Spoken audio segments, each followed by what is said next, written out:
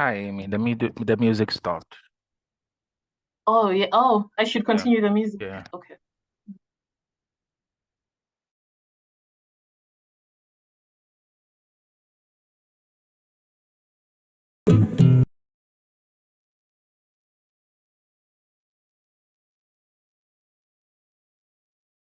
Over to you, Sylvester. Thank you very much, Amy. Ishmael, please take us away. Hello everyone, good afternoon. Welcome to our first session. So I would like to take us through the interpretation. Ishmael, we can barely hear you. Okay, Sylvester, can you hear me now? Am I audible? Yes, please. Okay, so if you can have the slide, please. Sure, Amy will put that up shortly. Ça va? Ça va, le faire. Je vais le faire.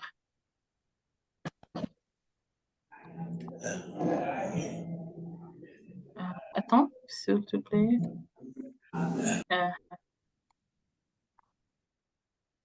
Vas-y. Yes, Amy. Thank you, Amy. So good afternoon, everyone. My name is Ismail Abdullahi from Isawali Empowerment Initiative. I would like to take us through the interpretation menu. If you look at the bottom of your laptop, of your screen, you will see the globe icon. Please click on it. Once you click, it will display the languages you can select from, which are English or French. So you can select whichever one works for. You'll be using. Then, if you are using your phone, you will see three dots as indicated on the screen. Please click on that. It will display the languages to choose from. So once you click on the language, it will automatically take you to your prepared language. Thank you very much, and over to you, Sylvester. Thank you very much, Ishmael. Amy, if you can put up the slide. Thank you. Yes. So welcome everybody to our session 4. So far, it has gone by like, but we are here, session 4. So yes, we shared some information with you. I've been sharing some information with you in the WhatsApp page.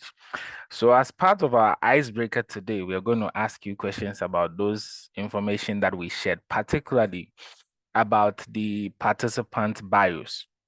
So the rule is that if the question I would read out, it is about you, you are not permitted to answer, but only those who the question doesn't concern them are the ones to answer.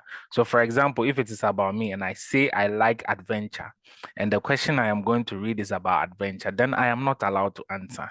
So the first question is from Benin. We picked this one from a participant from Benin. And this is what he said. He said, if you are an English speaker and you want to laugh, just strike up a conversation with him. The way he hits the words, you will laugh until you cry. Please, who is this person? Kindly put your comment in the chat and Amy will help us to know if it is right or it is wrong. So please put your comment in the chat and let's see whether you are getting to know your colleagues on the call or you still have some reading to do. I'm still waiting for answers in the chat.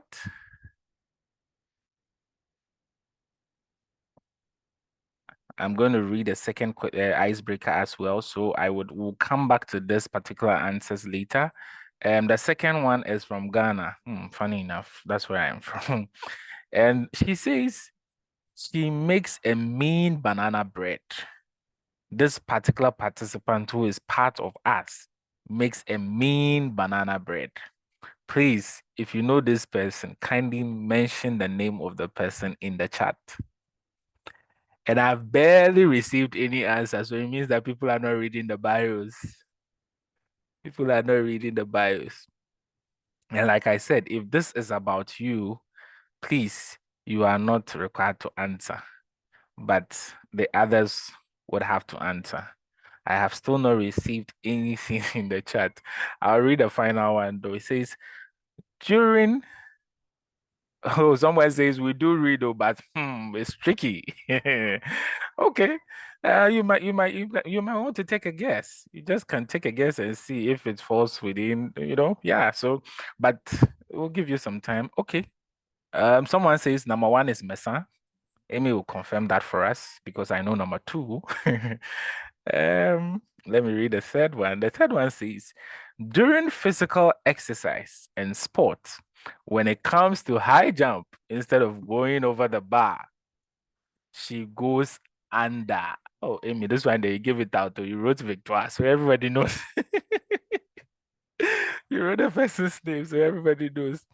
But I think, yeah, I have some responses. Yeah, Danny said Victoire. Of course, that one is on the screen, so everybody has seen.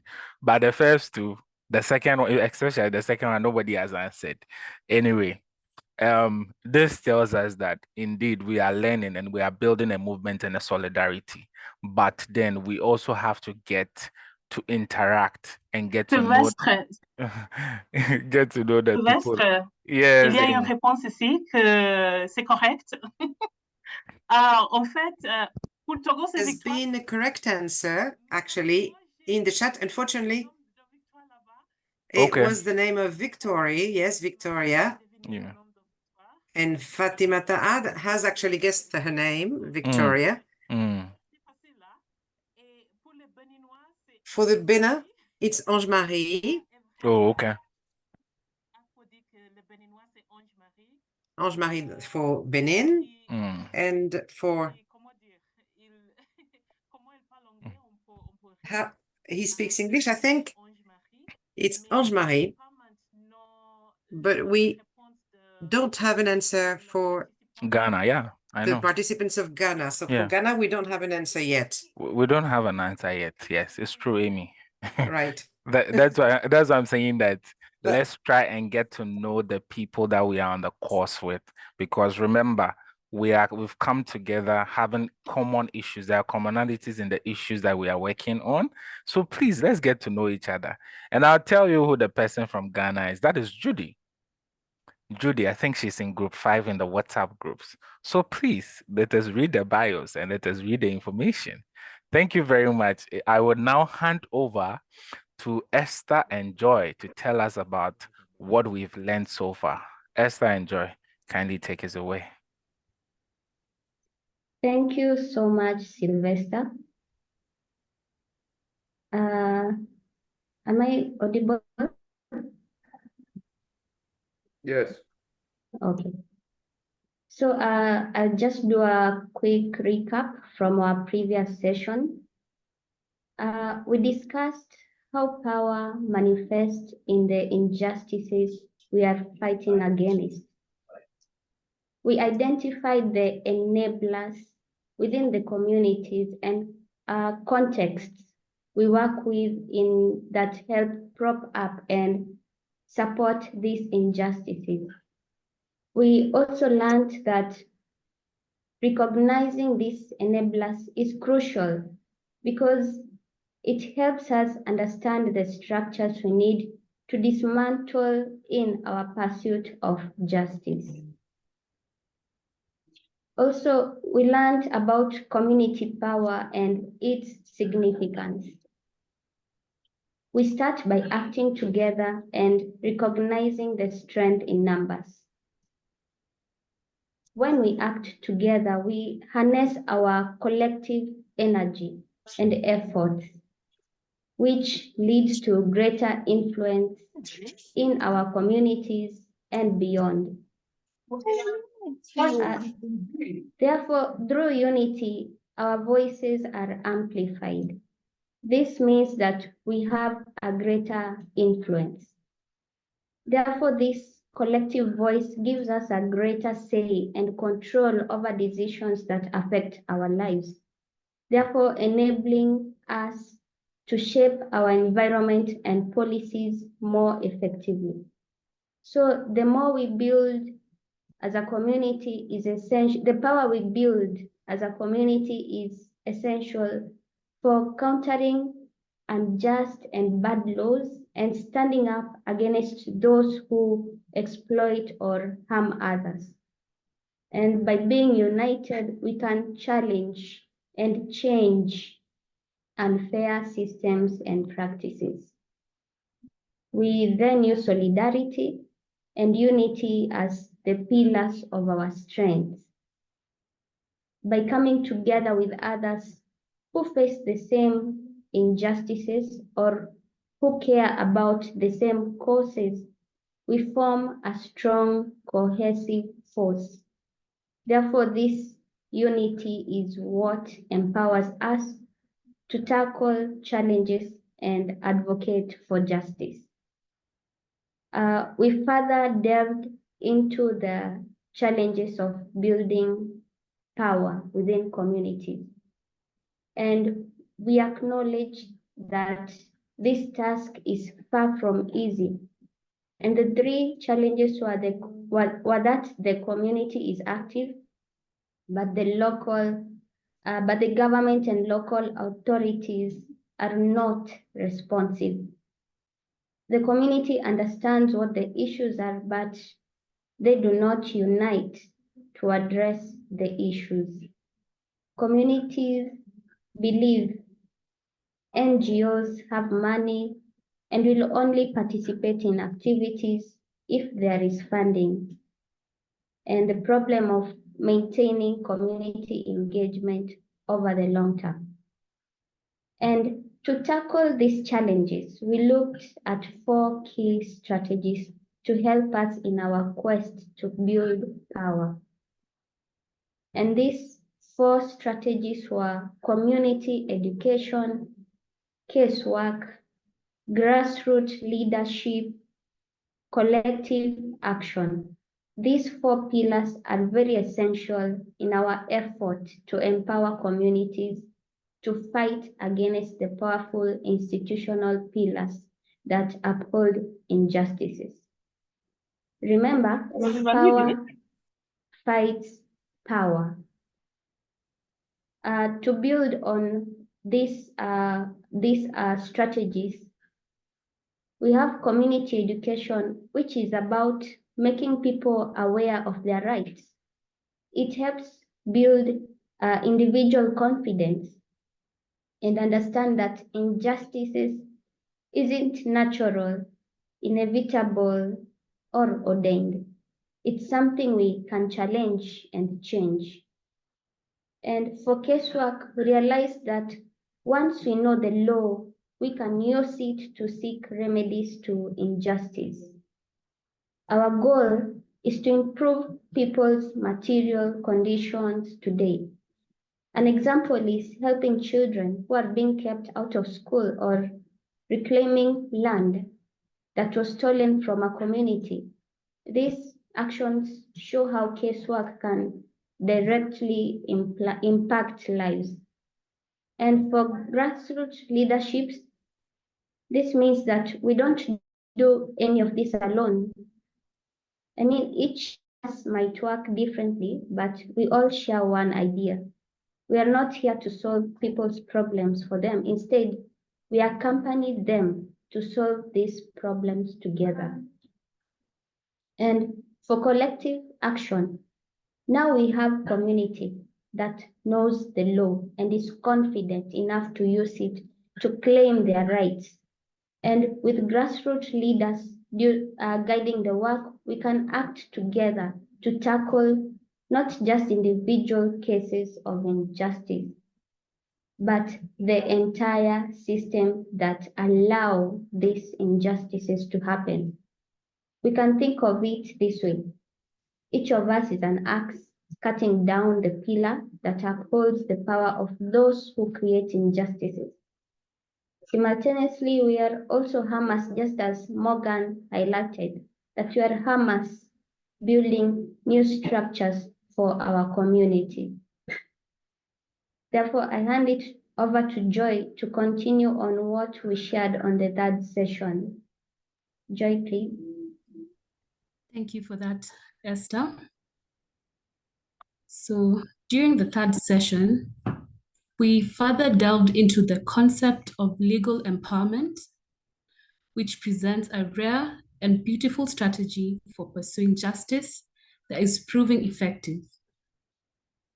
Legal empowerment involves equipping people to understand, use, and shape the law.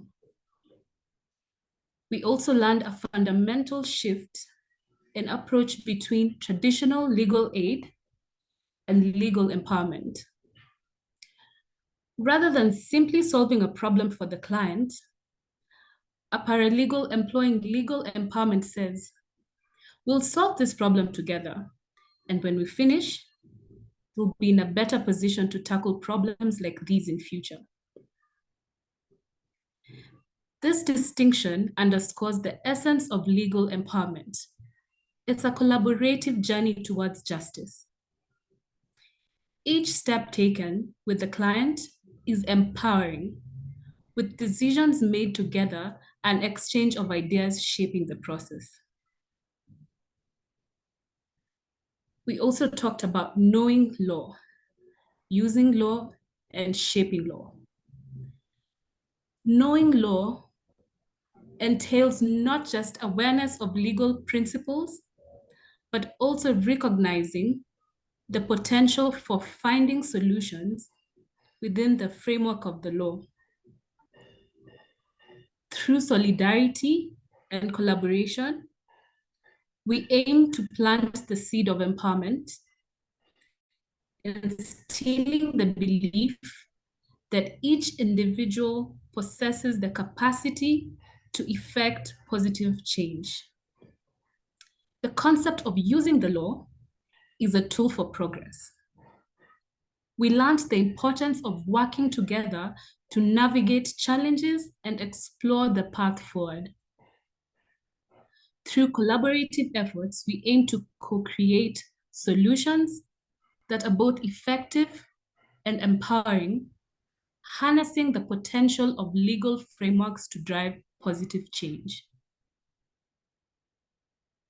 We learned the transformative power of shaping the law, which involves actively working to change existing laws, whether by advocating for the addition of new sections, drafting letters to relevant authorities, or invoking lesser known sections that can be instrumental in addressing specific issues.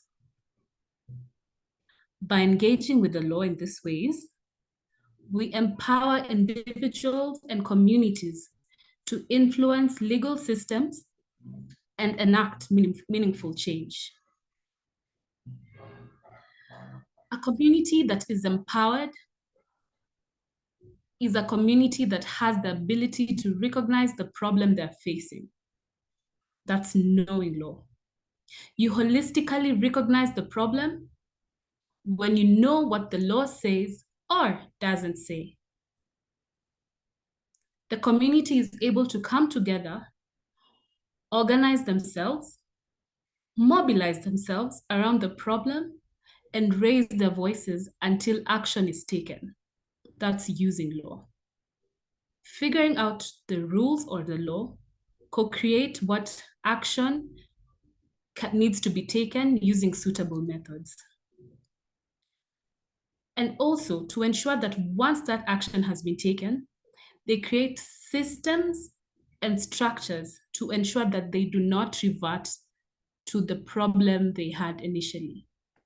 That is shaping law. I would like to now hand over to Amy.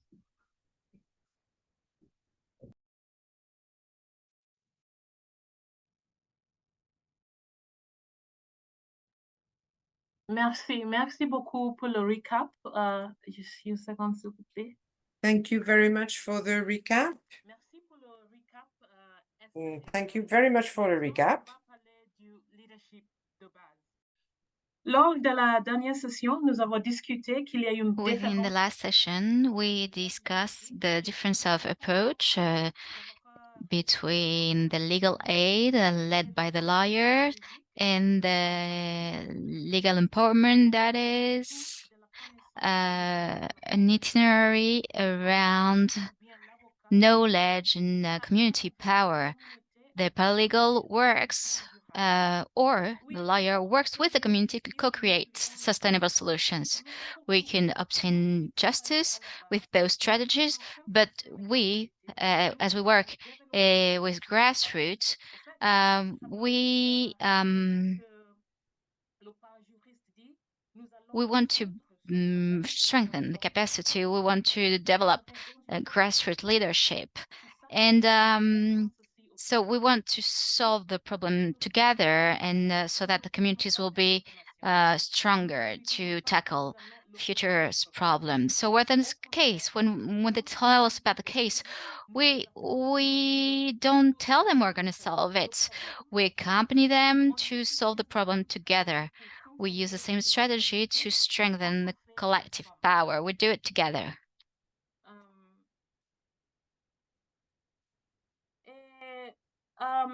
Lors de la deuxième session, nous vous avons demandé During the second session, we asked you what was the first step for empowering your community. Most of us answered, develop grassroots leadership. Last year, more or less 40 practitioners from West Africa and Central Africa were hosted by ISI Wali Empowerment Initiative in Kano, north of Nigeria. Some of you participated in this exchange. We spent a great time together, but beyond that, we all agreed that grassroots leadership was essential in our legal empowerment task, and we could share some tactics to develop grassroots leadership. So we had the analysis and identification of stakeholders within the awareness raising within the community, to call for volunteers, identify enthusiasts, people. We can also ask for direct and specific task, direct requests. We could ask members of the community to organize a meeting, and if they accept, ask them to organize a meeting or other activities. We can give tasks to enthusiast members for a specific task, like a training, and help them. If we want to support, activate leadership, well, everyone is born as a leader, and we all have this capacity. So we try and encourage these people to take initiative, to develop projects for their community. And we want to support those that step up. Some members of the community come and ask us for support, to take on responsibilities. You can support them technically and, if possible, financially. Then you can build skills regarding narrative communication, and you can offer them expression opportunities like radio station platforms. They know the region, yeah, so they can have a democratic approach, because we have to let them decide. They know who are the leaders. Then the mentorship, we want to encourage members to open their mind, to have more ideas. So what I was saying is, we can share this experience within our work. This is what we try and do within this training course, to create a space for a common framework where we can analyze questions like grassroots leadership development, and we want to reflect critically about our approaches. Finally, leadership is a skill, just like painting, marathon, or typing. You can practice it and whenever, wherever. Each client, each member of the community is a potential leader. Find these people, support their development, give them more things to do is in great part the way we can strengthen and build the power of the community. So if you've seen the video we've shared, Mrs. Jallo is a good example. Knowing the law, she could step up, fight. She was supported by community paralegals in Namati from Sierra Leone, and they helped her develop her leadership. They handed her the power of the law. Mrs. Jallo said that within this process, she learned that no one can take my land, no one can bend my hand, and I learned what are my rights. Now I will hand over to Sylvester.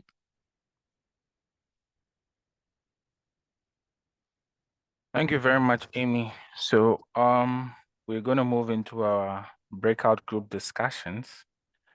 And just as we did for our last session, I am going to open the breakout room. Once I open, you would see the link, the rooms according to the names of the groups.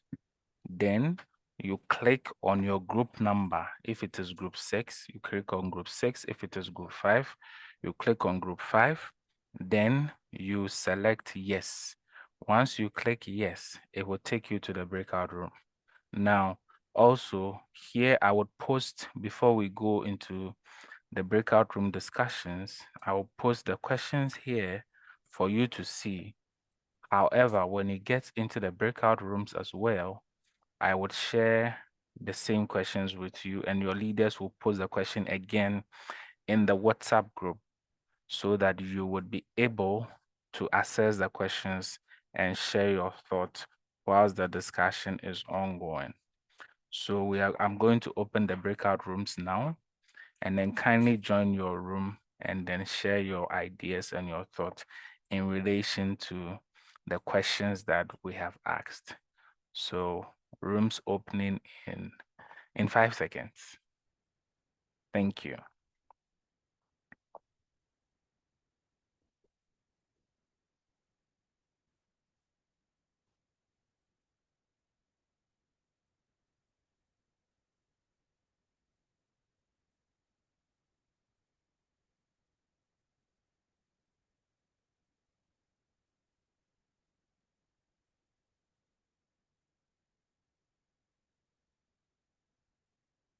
Kindly scroll down past the participants and select your preferred breakout rooms.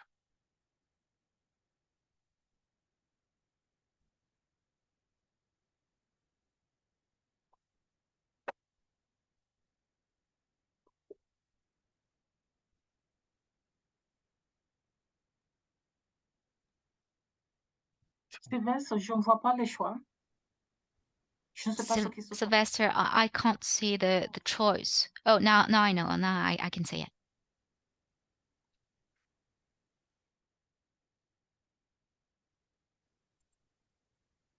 Amy, are you able to join?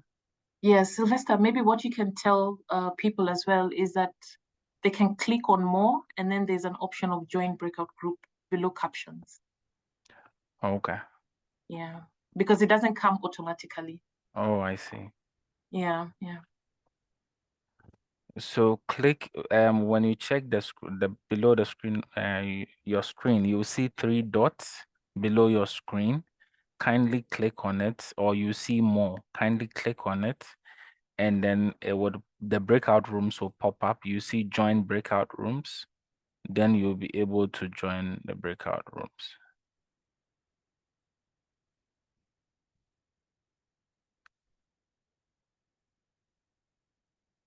If you not join a breakout room, I would assign you myself.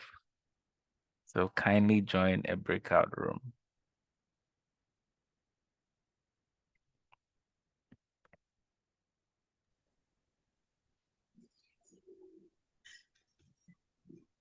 Hello, can you assign me, Mr. Sylvester? Please, what's your name and what's your breakout room number? My young lawyer. And then what's your breakout room number? The number 4, my number 7. Number 7. Okay. Yeah. Okay, yes, I see you. I would assign you Okay. right away. Okay. Thanks.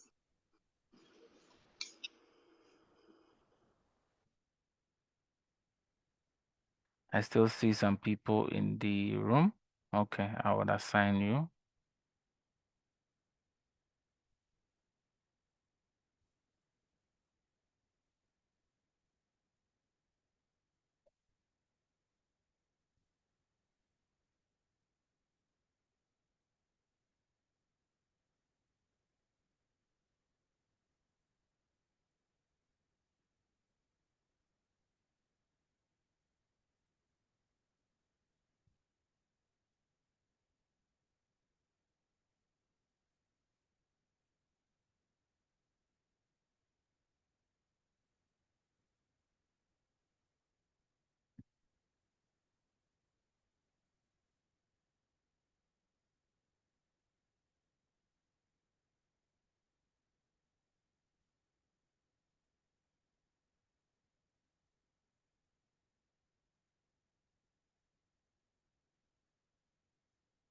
Peter, I see you have still not joined your breakout room.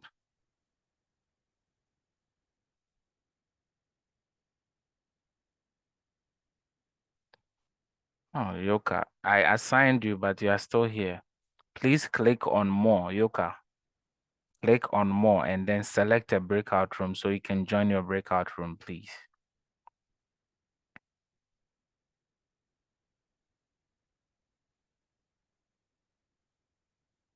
You will see 3 dots on your screen. Yoka, you will see 3 dots on your screen when you look below. Click on more. When you click on more, it will take you to your breakout. You select join breakout rooms and then you select your breakout room.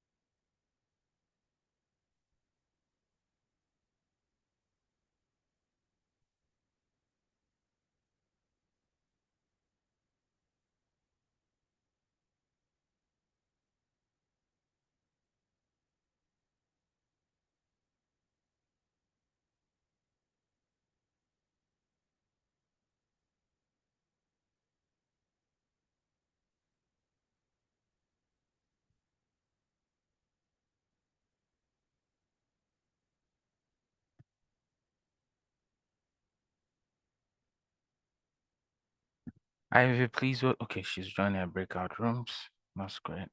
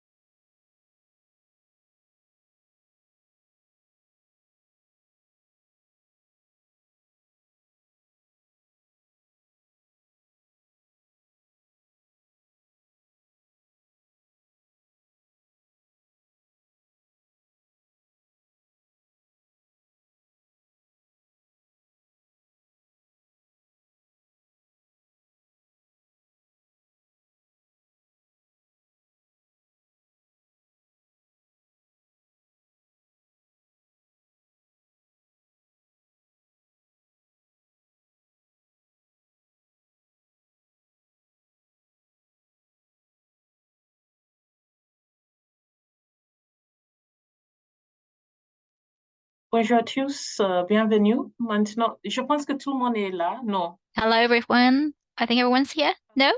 No, not yet. So let's wait for the others. Sylvester, let me know when everyone's here in the room, please. That's okay. Okay.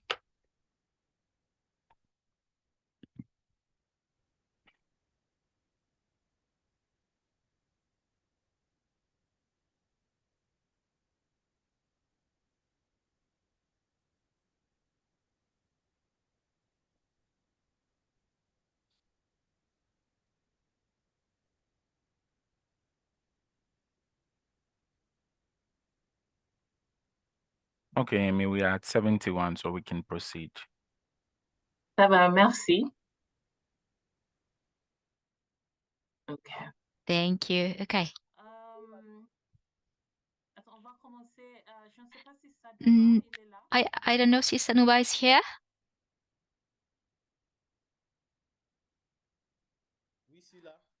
Yes, I'm here, May. Hi. Hi. Can you start with the presentation, please? Thank you. Hello, everyone. My name is Tanuba. I'm paralegal for natural justice for the French-speaking office in Senegal, in South Senegal. I wanted to share with you participants the work I've carried out each day as an environmental paralegal. You can see the village of Niafrang, northwest of Bignona. It's a small village.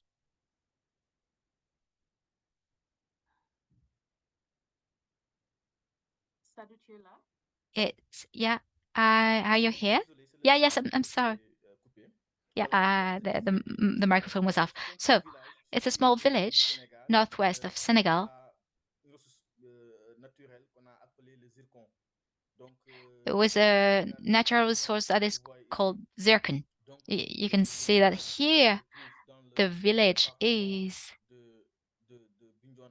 in the Bignona department, in the Kataba municipality. The village of Niafra is home to one of the sites where zircon was discovered on the dune a few decades ago.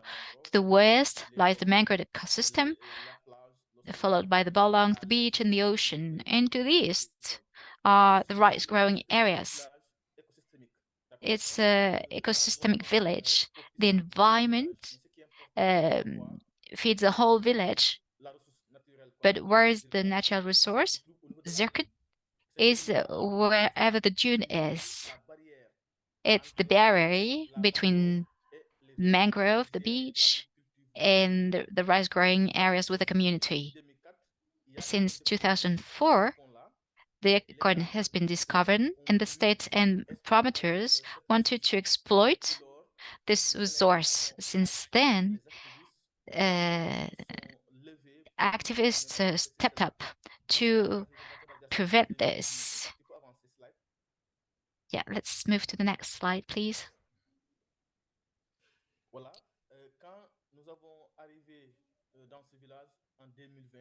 When we arrived to this village, we wanted to support, to help solve the problem, to help the community. As you know, natural justice use a legal empowerment approach for communities. We started this work with the community of Niafrang. Thanks to this work, the community could mobilize, could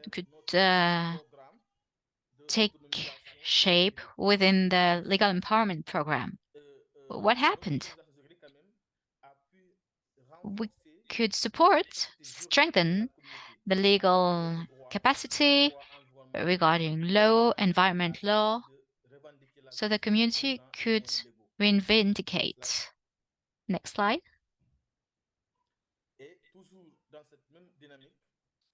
Within this dynamic. The community mobilized. After 2 years working, the community felt empowered. It's a community that is south of Senegal. She even thought they weren't part of Senegal because they didn't understand the administration, the law, and the relationship between this village and the state of Senegal. It wasn't a favorable relationship. Thanks to our legal intervention, they understood they are part of the state of Senegal. It's a very essential aspect. So the community organized to address the state, to express the problems they face. During this process, the state didn't respect the steps to authorize the exploitation in the area. When the community was strengthened regarding laws, environmental laws, the community organized a protest march to condemn the action of the state, because when they understand the role of the administration favoring the promoter, they did that. Then they wrote to the Minister of Mining, they met with him, they expressed why they disagree with the project, with the zircon project. The minister ordered a temporary halt to all work on the site, pending a new environmental impact study. Now, how today the, the community is being consulted with the help of natural justice. They've developed a tool, a document to have some natural resources governance within the community, because the resources are on the same dune wherever the project is supposed to be implemented. Next slide.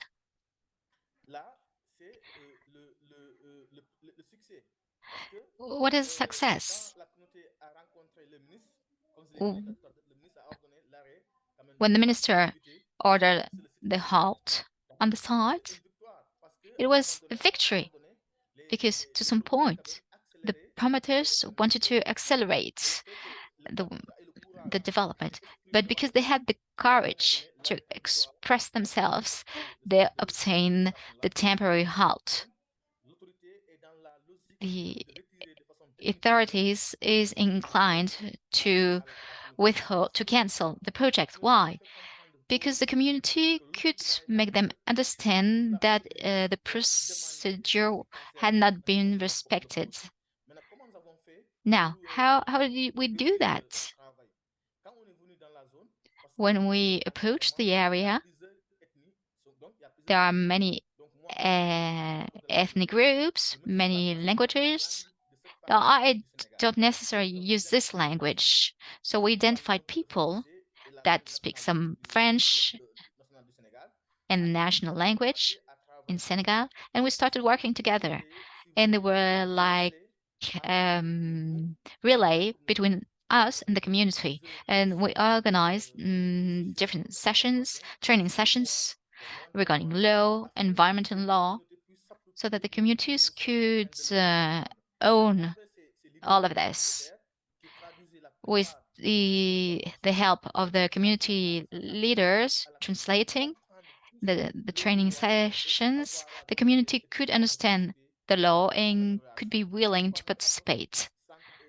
This approach, centered on community involvement and participation, was aimed at defending the interests of the village. We set up a committee, including elders, notables, women, and children, to draw up, for example, the community protocol for natural resource governance.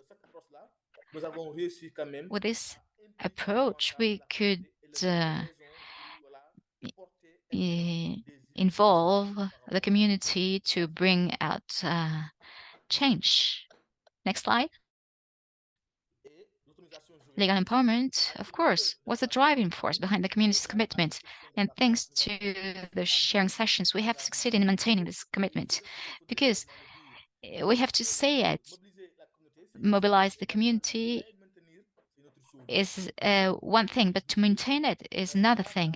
Thanks to these legal empowerment sessions, we got the community together to carry out their activities regarding mobilization, to address the government. Next slide.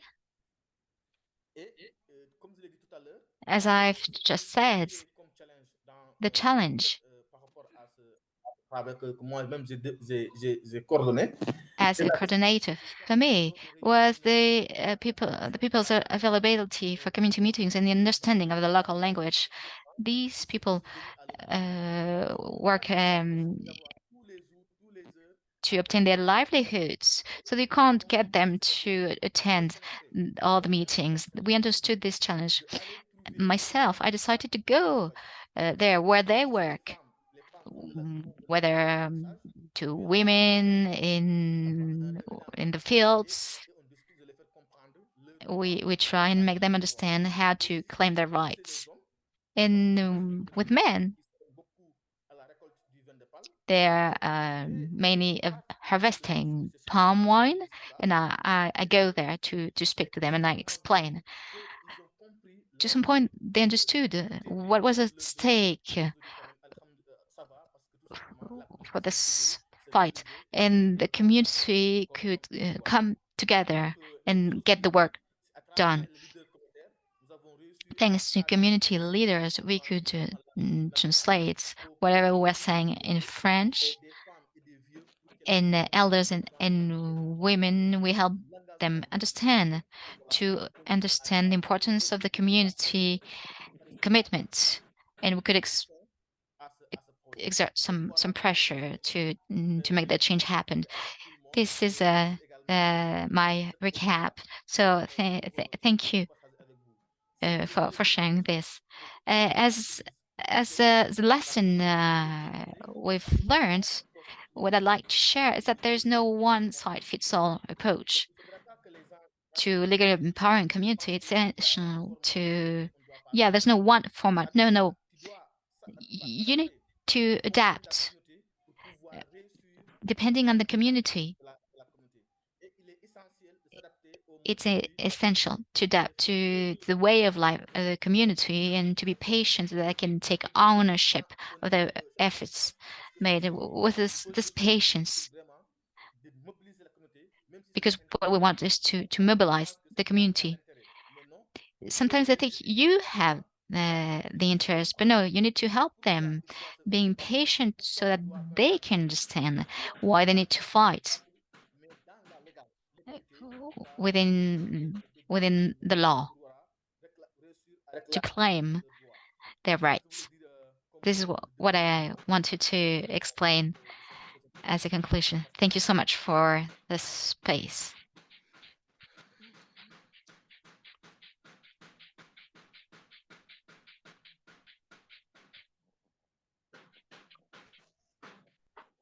passe la parole à Morgane maintenant. Sylvestre, tu peux Okay. Sylvester, do you want to take the floor?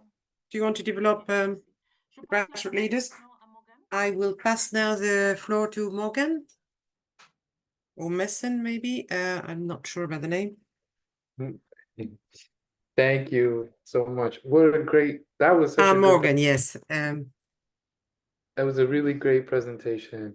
Very concrete, specific challenges you run into. Men are out harvesting. How are we going to get them to the community meetings? Well, we got to meet them when they can. We got to meet them where they can. Really great advice. I love that lesson. It depends on each community. I love how he spoke about his role as well. His role is to empower the community. His role is to select certain grassroots leaders, certain people who stand out, give them responsibility. Really great. We spoke about very similar things in our breakout group, are really great examples. So I want to talk for just a couple minutes here about how. How do we build these grassroots leaders? How do we develop them? There were some ideas from Kano, Nigeria. Earlier in the call, we saw some ideas. I want to build on those a little bit here. So the first thing to say is, what is our role? What is our role as paralegals or legal empowerment practitioners? What is our role? And there's three things that I want to point out specifically. The first is identifying potential leaders. Looking at a community, certain people are going to stand out. Certain people are going to rise up when you have a community meeting, when you're going door to door, you're doing community education. Certain people are going to rise up. Next slide, please. I want to show a couple. You can think in your head of how those people stand out. Go to the next slide, please. Me, is that you? Or Sylvester?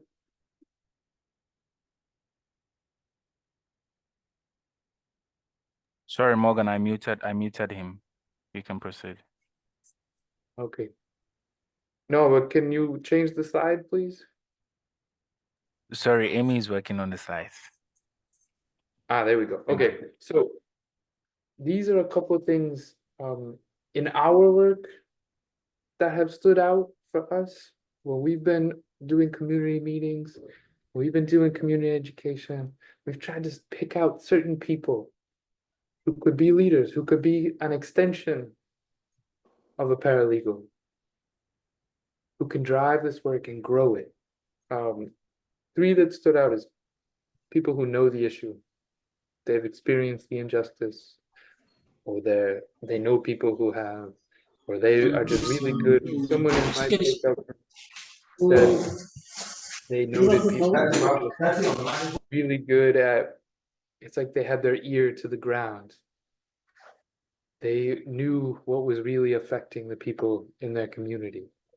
The second is people who have already taken action or spoken up. That's the best clue that they could do more, is if they've already done it. So if you have a community education session and someone's asking a lot of questions, that's a good person to talk to afterwards. Or people who have already helped others without knowing that there were paralegals they could turn to.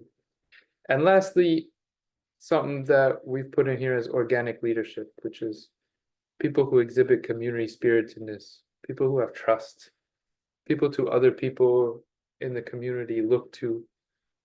These things are, we can see these, you got to get good at identifying these things. I think a lot of people here are really good at this, is saying like, okay, this person is someone who can do more. So that brings us to the second step. We can go to the next slide, which is we then invest in that person. Build up their skills and confidence. Go a little bit deeper to give them space to step up. So if they're asking a lot of questions, have them come next time and facilitate part of the meeting. Or connect them to other people who also ask a lot of questions. Do some training. We heard in our breakout group a few different pieces of training that people do with grassroots leaders. One thing to mention, that quote at the beginning of the session today about how leadership is a skill that anybody can learn in the right situation. That means it doesn't have to be someone with a fancy title.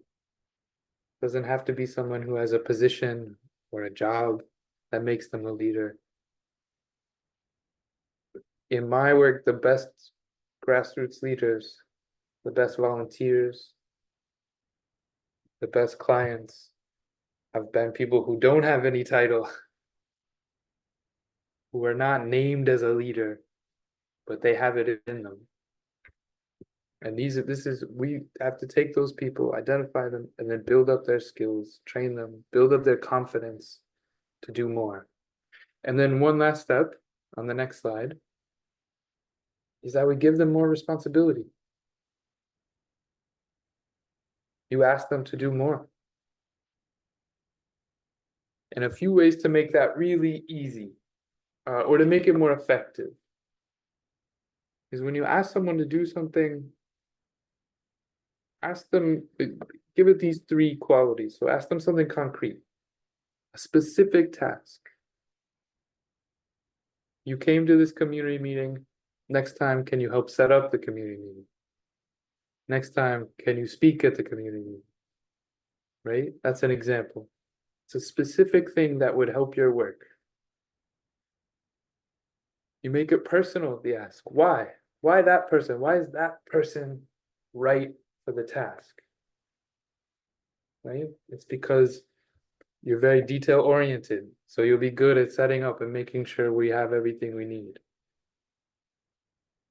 Or you are a very good speaker. So that will help the session go well. Or you ask good questions. So that helps other people understand the issue more. Or whatever it is. Why is that person the right person for it? Make it personal a little bit. And lastly, progressive. When you ask someone to do something, every time you ask them, you give them a task, make it a little bit bigger or a little bit harder, a little bit more challenging, because that's how they grow. That's how they grow in their leadership. That's how they grow in their skills. That's how they grow in their confidence. That's true for all of us. One of the groups that I work with uses an image of a ladder for their grassroots leaders. These are community members, regular people who are facing the same injustice as the rest of their community. They identify them and they ask them to take on more. And they think of a ladder because the first couple requests, the first couple tasks are small. You can see it on the slide here. It's come to a forum or refer some other people to a paralegal. But then the next time they ask them, it's a little bit bigger. Bring some people with you to the forum now, or share your story there. And then the next time, it's a little bit bigger. Facilitate the meeting. Or we're going to meet with some policymakers. Can you come and help us do that advocacy? Right? So you see how people can grow and take on more. We can't be scared to give people more responsibility and then support them to be able to succeed. There's one last point I want to make. We can go to the next slide. You see, go ahead, Amy, to the next slide. This is Maria Luis from Mozambique. She works in a town called Boane, where she lives, and she is a member of a village health committee. The village health committee is a just group of community members who want to help solve the problem of inadequate healthcare in their community. And they are educated on the issues. They do outreach to the community. They do outreach to the health facility. They educate doctors. They educate officials about people's rights, about how to do. They collaborate to help solve problems. There was, for example, one case was a woman who has to travel almost 2 hours to get to the health facility, and it's expensive to take the bus for her because she has medicine she needs, so she goes on Mondays. But her baby needs to go on Thursdays to get his medicine. So one thing the committee did was work with the health facility to schedule their appointments together. It's very simple. But the health facility doesn't know and didn't think about it and doesn't care. But the village health committee does, because they know the issues and they know people's rights and they know what people need. So now that woman and her baby are both scheduled on Monday. So it's only one long expensive trip she has to make. I mentioned Maria Louise for two reasons. One, it shows the role of the paralegal. So there is a paralegal in Bowane, but she doesn't do much casework. She doesn't solve problems for people. She doesn't do much community education. What she does is support the committee. She supports Maria Luisa and other members of the village health committee. So her role is different. When she has grassroots leaders, her role changes and becomes more of a coach, more of a support role, building other people's leaderships. And the other reason I mention it is because I think it's really important. You can go to the next slide, Amy. I think really valuable to build structure. So when you have more leaders that you are developing, you're cultivating more leaders, it's hard to keep track. Where is everyone on the ladder? How do we keep track of them? How do I support them? Putting them in a committee allows them to learn from each other. It's a place for them to plug into and grow and learn and take on more responsibility. It makes them more visible. The community knows where to go now. They have a committee. So that structure could look different where you work. I think I've heard some people, at least in our breakout, but in other places, talk about having community groups like this, where you take community members, you put them into a group, and you work with that group. I think it's really powerful. And it's a really, really useful way to build our community power over time and sustain it over time. With last note on this photo, this is a photo from another community in Mozambique. These are members of their committee. This is one way to build skills. This is a good example of building the skills. On the right, you see two women. They're members of the committee, but they are role playing as officials, because this committee has a meeting coming up with health officials where they're going to do advocacy. So they're practicing. So those two women are acting as officials. The folks on the other side are the committee members acting as themselves, practicing how they're going to show up to the meeting, what their demands will be, what their arguments will be. So and then the rest of the committee outside the photo, you can't see them, is there, and afterwards they will give feedback and they'll talk about how to do it better, or which strategy to choose. A last thing, the woman in yellow, you see, is not a committee member. She's a community member. She was a client who had an issue during her pregnancy that the community helped her with to fix an injustice in the health facility. She's there practicing too, because this committee involves clients in their advocacy meetings. So she's there to help to practice telling her story and what she learned through the process and what she wants to see changed. So this is a really special moment that shows how important having structure is, how much leadership that regular community members, regular people can take on over long periods of time, and how they practice building their skills and confidence to be able to succeed and create real change systemically, collective action. Really important. Oh, one more slide, Amy. Just to summarize a few of these points real quick. We've heard it from the lessons from Kano. We heard it, hopefully you heard it in your breakout groups, but I know I heard each of these things in my breakout group. And we heard it just now from Senegal, Sadouba and Senegal, his examples. The first is everyone can be a leader in the right moment with the right support. And that's what our job is if we want to build community power, is to find those people who can be leaders, support them, build up their skills, and then give them more responsibility. That's that second bullet. That's our role. Find them, build their skills, give them responsibility, help them grow over time. And then lastly, consider forming a group or a committee or whatever you want to call it where those leaders can meet regularly.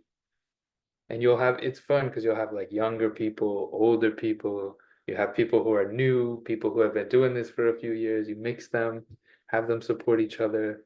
And then your role is to support that group. They can report to you what's going on in the community. They can report what they're running into and challenges. They can report what they're excited about. You can help educate and build their skills. It becomes a really great relationship. So those are a couple points just to reiterate, to summarize about how we build grassroots leadership, because it's such an important part of legal empowerment and such an important part of building community power. Okay, I'm gonna pause there and pass, I think, to Amina, right?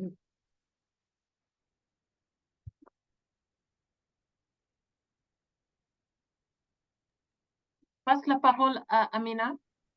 I will pass the floor to Amina. Thanks, Morgan.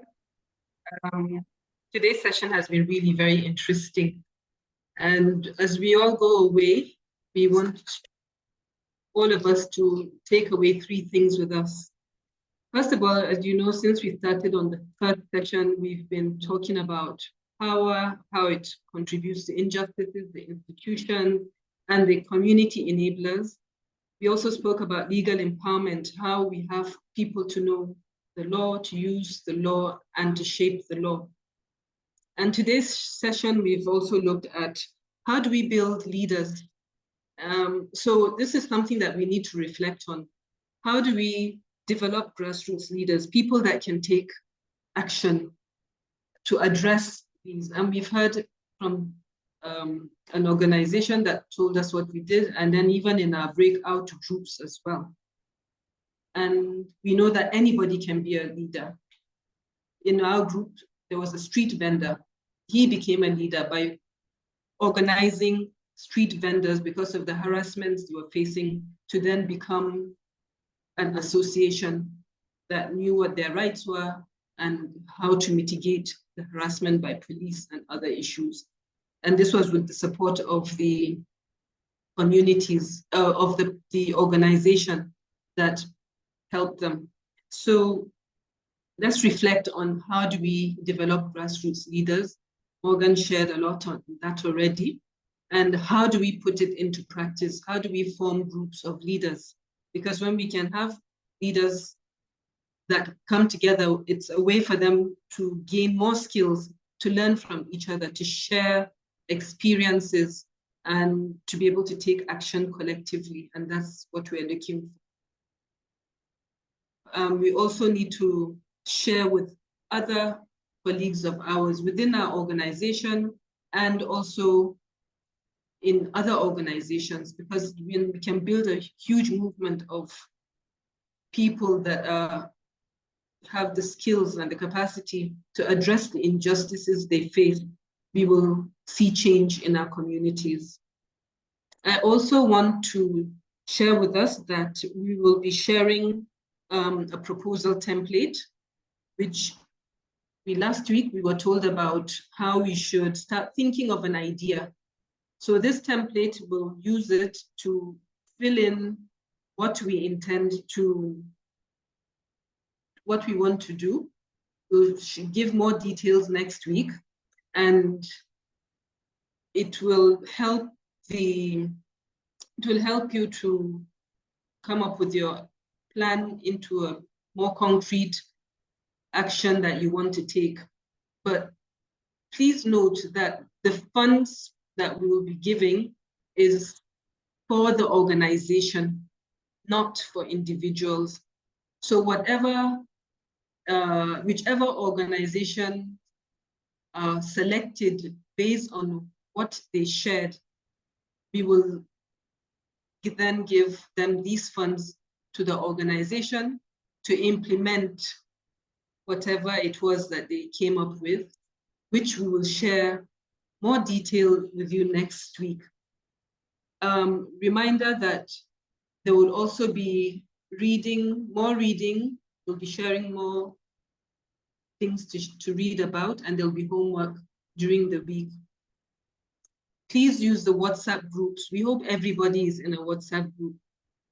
If there are those that gave numbers that are not their WhatsApp, you need to let us know, because we found out that some people, the numbers they gave was not for WhatsApp, so they've not been participating in WhatsApp groups, and it's very important. Let's use our WhatsApp group to continue to learn and share our experiences. We are all within the continent facing almost the same kind of challenges. So learning what everybody is doing, it helps us to grow and to become better leaders as well. So thank you, and look out for the documentations and the proposal template that we will be sharing with you. I'll hand over to Sylvester. Thank you very much, Amina. Amy, I don't know if before I take the pictures and stuff, you have any addition or any information for us? No, not at all. Okay, so thank you, everyone. All too soon. Section 4 has come to an end. And we will be wrapping up next week. But of course, please, like Amina said, we would encourage that you continue the discussions and the learnings in the WhatsApp group. We will do well to share information with you. But together, we need to learn from the WhatsApp group. And of course, it was evident that today, some of us have not been checking our bios. So please get to know the people in the WhatsApp group as well, so that together we can build a stronger front. Let's put our camera on. And I'm taking the pictures in 3 sessions. So maybe we can do session 4 like that. So on 3, 2, and okay. I'll take the second one. On 3, 2, 1. Okay. I would take Sylvester, yes. Sylvester, before you take the last picture, Yes. we all have to say building power. So we take a picture. Okay. Okay. Okay. But most of the people on the last slide have a blank. Their cameras are not on anyways, but we'll do it like that. So please, Amy, kindly lead us to say building power, and let's show the sign of power.